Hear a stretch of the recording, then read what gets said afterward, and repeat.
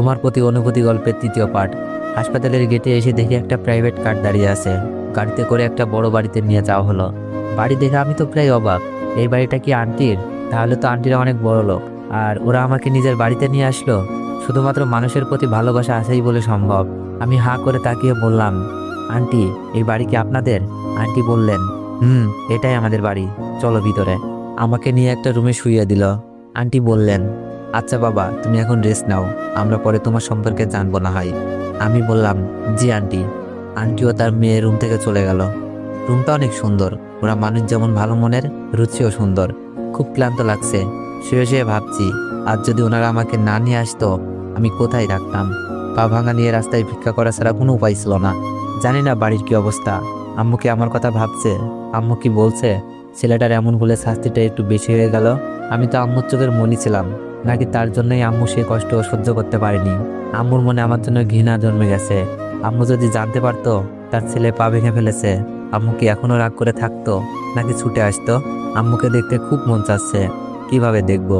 মোবাইলটা যে ভেঙে গেছে। আম্মু, আমি তোমাকে অনেক ভালোবাসি, ক্ষমা করে দিও।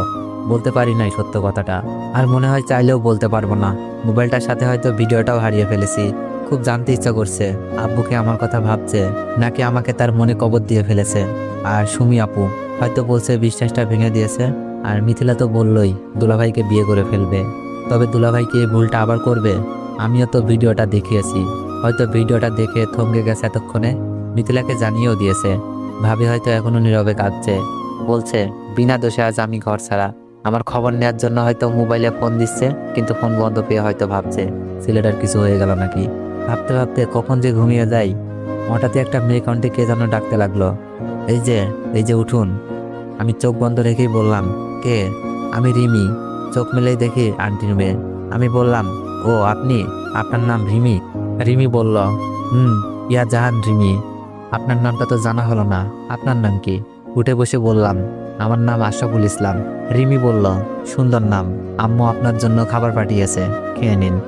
আমি বললাম, আপনার নামটাও সুন্দর। রিমি বলল, ঠিক আছে, খেয়ে নিন, আমি আপনার জন্য মেডিসিনগুলো নিয়ে আসতেছি। আমি বললাম, আচ্ছা। আমি বিছানা থেকে নামতে যাব। রিমি বলল, এই কি করছেন? আপনাকে 1 সপ্তাহ হাঁটাহাঁটি করতে মানা করছে, কি লাগবে আমাকে বলুন। আস্তে করে বললাম, ওয়াশরুমে যাব।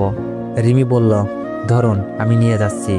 রিমি আমার হাত ধরে ওয়াশরুম পর্যন্ত নিয়ে আসলো। আমি ফ্রেশ হয়ে বের হয়ে দেখি রিমি দরজার সামনে দাঁড়িয়ে। রিমি বলল, ধরে আসুন। মেয়েটাকে যত দেখছি ততই অবাক হচ্ছি। শহরের মেয়ে আর এত ধনী ঘরের মেয়ে হয়েও মনে কোনো হিংসা নেই। বিছানায় বসে বললাম, আমার জন্য আপনাদের অনেক কষ্ট হচ্ছে। আমি আপনাদের এই ঋণ কখনোই শোধ করতে পারবো না। চোখের কোণে পানি আটকে গেল। রিমি বলল, ঋণের কথা বলে লজ্জা দিবেন না প্লিজ। আপনি আমার ভাইকে বাঁচিয়েছেন, আমরা আপনার ঋণ শোধ করতে পারবো না। আন্টি তার ছেলেকে নিয়ে এসে বলল, এটা তুমি কি বলছো বাবা? আমরা তো শুধুই আমাদের কর্তব্য পালন করছি। আমি বললাম, আসলে আন্টি, এই শহরে আমার কেউ ছিল না। বাসা থেকে বের করে দেওয়ার পর কোথায় যাব, এটাই ছিল আমার বড় চিন্তা। তার উপর যখন পা ভেঙে গেল, তখন তো রাস্তায় বসে ভিক্ষা করা ছাড়া আর কিছুই করার ছিল না। আপনারা আমাকে থাকার জন্য জায়গা দিলেন, আমার সেবা করছেন। বলতে বলতে চোখ বেয়ে পানি পড়ছিল। আন্টি আমার চোখের পানি মুছে দিয়ে বলল, কেঁদো না বাবা, জানি না তোমার সাথে কি হয়েছে। এখন খাবারটা খেয়ে মেডিসিন খেয়ে নাও, পরে শুনবো তোমাকে দেওয়া অপবাদের কথা। খাবারটা খেয়ে নিলাম। রিমি আমাকে মেডিসিন দেখিয়ে দিল। মেডিসিন খেয়ে নিলাম। পেটে অনেক ক্ষুধা ছিল। আন্টি চলে গেছে। রিমিকে বললাম, আচ্ছা একটা কথা বলবো। রিমি বলল, বলেন। আপনাদের বাসায় কে কে থাকে?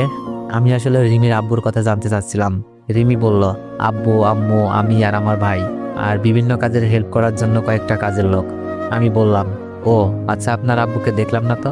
রিমি বলল, আব্বু ব্যবসার কাজে বাইরে গেছে, আসতে 10-12 দিন লাগবে। আমি বললাম, আপনার আব্বু যদি দেখে আমাকে বাসায় তুলেছেন, রাগ করবেন না? রিমি বলল, না, কারণ আব্বু যখন শুনেছে আমার ভাইকে বাঁচাতে গিয়ে আপনার পা ভেঙে গেছে, আব্বু বলেছে আপনাকে বাঁচাতে যা করতে হবে তাই করার জন্য। রিমির কথা শুনে মনে হলো এই পরিবারের সবাই এক একটা রত্ন। রিমি বলল, আচ্ছা আপনি ঘুমান, পরে কথা হবে। আমি বললাম, আচ্ছা ঠিক আছে।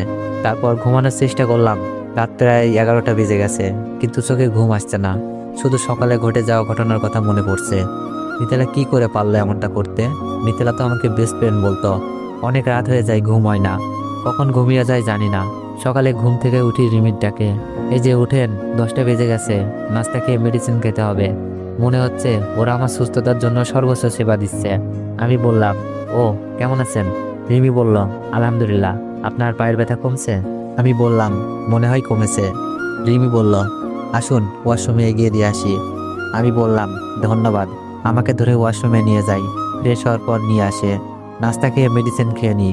রিমি বলল, আচ্ছা আপনার সাথে কি হয়েছিল? আমি বললাম, শুনতে চান? নিজেকে হয়তো কন্ট্রোল করতে পারবেন না, তাহলে শুনুন। আজ সকালে কলেজে যাওয়ার জন্য আমার চাচাতো বোন মিথিলাকে ডাকতে যাই, কিন্তু মিথিলার রুমে গিয়ে দেখি মিথিলা তার দুলাভাইয়ের সাথে অবৈধ মেলামেশা করছে। আমি বাকরুদ্ধ হয়ে যাই। মোবাইলে ভিডিও করতে থাকি তাদের আড়ালে। আমাকে দেখে ওরা থমকে যায়। তো আগের ঘটনাটুকু সব বললাম রিমিকে। রিমি আমার মিথ্যা অপবাদ শুনে চোখে পানি ফেলছে। রিমি কান্না করছে আর বলছে, আপনি প্রমাণ থাকার সত্ত্বেও কাউকে কিছু বলেননি? শুধু আপনার আপু সংসার আর যে আপনাকে দর্শক বানালো তার সম্মানের জন্য নিজেই সম্মান হারিয়ে আসলেন? আমি বললাম, আমার সম্মান হয়তো তাদের কাছে কমে গেছে, কিন্তু নিজের ভেতর নিজেকে নিয়ে গর্ব হচ্ছে। অন্যের জন্য নিজেকে বিলিয়ে দিলাম, হয়তো কোনো একদিন ওরা বুঝতে পারবে। রিমি বলল, আল্লাহ তাদের সহিও বুঝদান করুক। আমি বললাম, আমি এটাই চাই। আমি হয়তো যে কোনোভাবে চলে যেতে পারতাম, কিন্তু ওরা হারাতো ওদের অর্জন করা সম্মানগুলো। রিমি বলল, আপনার ভাবি তো অনেক ভালো মানুষ, আপনার উপর বিশ্বাস ছিল, তাই তো আপনার কাছে জিজ্ঞেস করেছে। আমি বললাম, ভাবি আমাকে নিজের ভাইয়ের মতো ভালোবাসে। ভাবিকে ভিডিও দেখে প্রমাণ করেছি আমি নির্দোষ। ভাবি সবাইকে বলতে বলেছে, কিন্তু আমার বলার হলে আমি তো বলতাম।